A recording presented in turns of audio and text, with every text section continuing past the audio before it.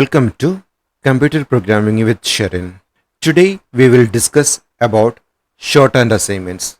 As you can see, here it's written a equal to a plus n. A is a variable, n can be a variable or a constant. This statement we can write as a plus equals n. There is no space in between plus and equal symbol. Here the space is optional, you can avoid that. If you want more space, you can put that. But between plus and equal symbol, there is no space. And like a equal to a minus n, we can write a minus equals n. A equal to a into n, we can write as a into equals n. A equal to a divided by n, a divided by equals n. A equal to a percentage n, a percentage equals n. In all, between operator and equal symbol, there is no white space. Like the same way, a equal to a plus 1 or any variable equal to that variable plus 1, we can write in two ways, pre and post. Here we can say pre-increment and post-increment. So a equal to a plus 1, it's equal to plus plus a or a plus plus. In some situation, this pre and post will act as different, that we'll discuss with the example. And a equal to a minus 1, minus minus a, pre-decrement, a minus minus, post decrement. So with the help of example, I will just explain all this. Here I am declaring some variable over there, int, any variable, you can say a itself. Here I am just taking I as the variable and assigning initial value as 10. Now we'll increment with some constant value. So I plus equals, I am just giving 5 over here. This means I equals to I plus 5. So instead of 5, we can use some variables also there. And now we will try to print the new value of I. In double quotes, I'm just giving I equals and need to print I value over there. So I'm just giving I equal to I plus I. Now, if this shorthand assignment works, then the new value should be 15. So we'll just clear the terminal and we'll run the program. See, the I value is now 15. So this is working. Like that, we can subtract the value. See the new value. And of course, if you want to do multiplication,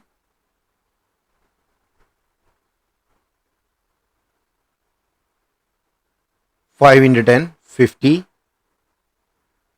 And divide by symbol. 2 times it's going, so quotient is 2, and if you want to find out the remainder, you can use the percentage symbol. Here the remainder is 0. So these are working properly. Now the next we have to discuss about this pre and post. So first we'll try with the increment. Here I will try the pre-increment, I plus plus I. So this is equal to I equal to I plus 1, right? Now we will try to run this project and see this I value is now 11. So this is working over there. Now, if you are writing I plus plus also, you will get the same result. Check this. Again, it's 11 only. So this is working again. Then we have to know the difference between these two. For that, I am just declaring a temporary variable and initially just giving 0. You can give any value over there because we will replace that value. And that variable I am just using here. Here, first we'll try plus plus I, pre-increment itself. And we will try to print both the I value and T value. T value also I am printing here. Okay, it's printing the I value and T value. Now we will check the output. I value and T value is 11. That means it's a pre-increment. First value was 10, then 10 plus 1, 11. First it's incrementing the value and that new value is assigning it to the T. Now what about post increment? Check again. Here I value is 11, but T value remains 10 itself. Why? Assignment is going to happen first, then only this increment will be worked. That's the difference between the pre and post increment. The same way, if you are trying minus minus I, of course it's I equal to I minus 1. Now it's a pre-decrement. Now see this one, I equal to 9 and t equal to 9. First I value is reducing, then the same values assigning to the t. Now I will try the post decrement. Same I equal to I minus 1. But see this one, I is changed to 9. But before changing that 10 to 9, it's already assigned that 10 value to the t. So I think this one is clear for you. In last class, we already seen command line arguments to input some values at runtime. We were use the command line arguments. Other than that, we can use some stream classes over there. And one of the easiest one is using scanner class. So inside this example, I will explain that how to work with the scanner class. Scanner class is defined in a different package, so that we have to import first. So we can use import java.util.scanner. Of course, we can specify asterisk instead of scanner, but it will try to import all the classes in util package. We will discuss more about this import statement and creating package later. Now we will create an object of scanner class. If you want to use a class object, you should initialize it using the new operator. Then we are specifying the scanner again. Now inside the scanner parenthesis, you have to specify from where you have to read, from console or somewhere else. So here I am using the console, so I will specify system.in as the stream reader. Now scanner is initialized. Now we can use the scanner. Using this scanner object, we can read string, integer or floating numbers. First I will try to read some string value. So creating a string variable over there. We'll name it as name itself and sc dot next. I'm using this one and trying to print the value over there, name. Now we'll check this one. I'm running this program. Now the cursor is waiting, the program is waiting to input some value. So this line is actually waiting for to get the value. Here I'm just giving my name Sharon, enter key. Now it's printing that name directly, right? But this is not user friendly because what to enter, it's not asking over there. So if you want to make more user friendly, you can give some message over there. Here I'm using the print method and enter name as a prompt. Now run the program again. Now it's waiting again, but now it's clear like what I have to enter name. So I'll just enter my name. Now it's okay. Here we are using the next, and in next space is not possible to read. For example, if I'm just giving my second name along with this, it's not reading the second name. So if you want to read the space also, then instead of using next, you can use the next line. Running the program again and just giving my full name. Now you can see like it's printing Sharon Joseph. The second name is space is also read it over there. And of course, if you want to read some integer number, either you can use the next and later you can convert using integer.parseInt, or next reading integer or floating number is directly available over there. So that also you can use over there. So I'm changing this into enter number, and of course first I'll try with the integer number, int n equal to sc dot. I'm using the next int method over there. Like that, if you want to use the floating numbers, you can use the next float or next double. Now we'll just print that value, n equals n value I'm printing over there. Running the program, we can enter any number over there, so it's printing over there. Now the next we will try some problems over here. Sum of first n natural or counting numbers. Natural counting numbers like normal 1, 2, 3 only, which we are using for the counting. So how to find out this answer? So we will try to solve this question, sum of first n natural numbers. If I am entering my input as n as 3, then it should do 1 plus 2 plus 3. That is 1 plus 2, 3, 3 plus 3, 6. 6 should be the answer. So how to solve this? We will try. Here I'll just use the scanner concept again, and we will read the number. Till this one, it's the same thing I'm using. Using the scanner, reading the in value. Now we have to write the logic for adding 1 plus 2 plus like that. So declaring a variable I for iteration, and will assign value as 1, initial value as 1. Now I need to find out this sum somewhere. So I'll use sum variable itself and will initialize with 0. Because 0 plus any number is that number itself. That's why I'm giving sum as 0. Now we can write any loop over there. In first example, I will show all the 3 loops over there. So I'm preferring do first. First we need to write a loop which will change from 1 to n.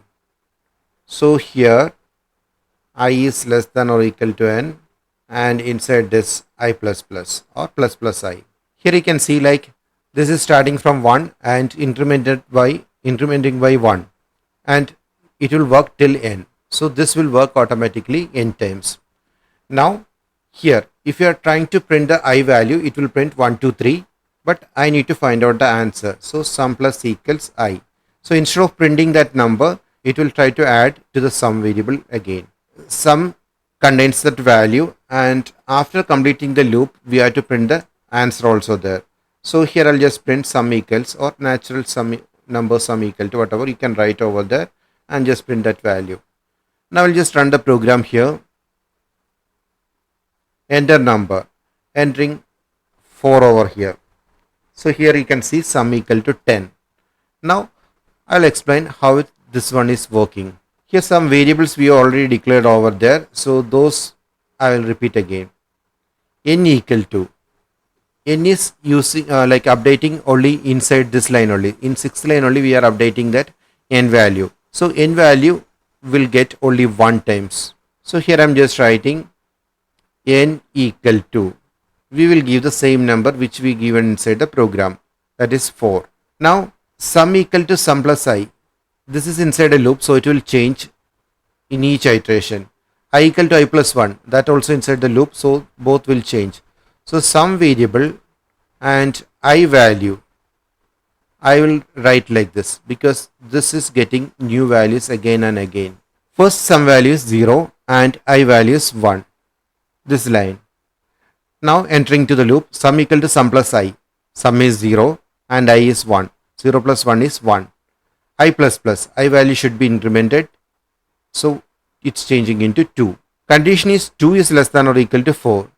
Condition is true, so again it should go to the do block. So again sum equal to sum plus I, 1 plus 2 equal to 3. Then I plus plus, I value is changing into 3. 3 is less than or equal to 4, condition is true. So again it should go to the do beginning.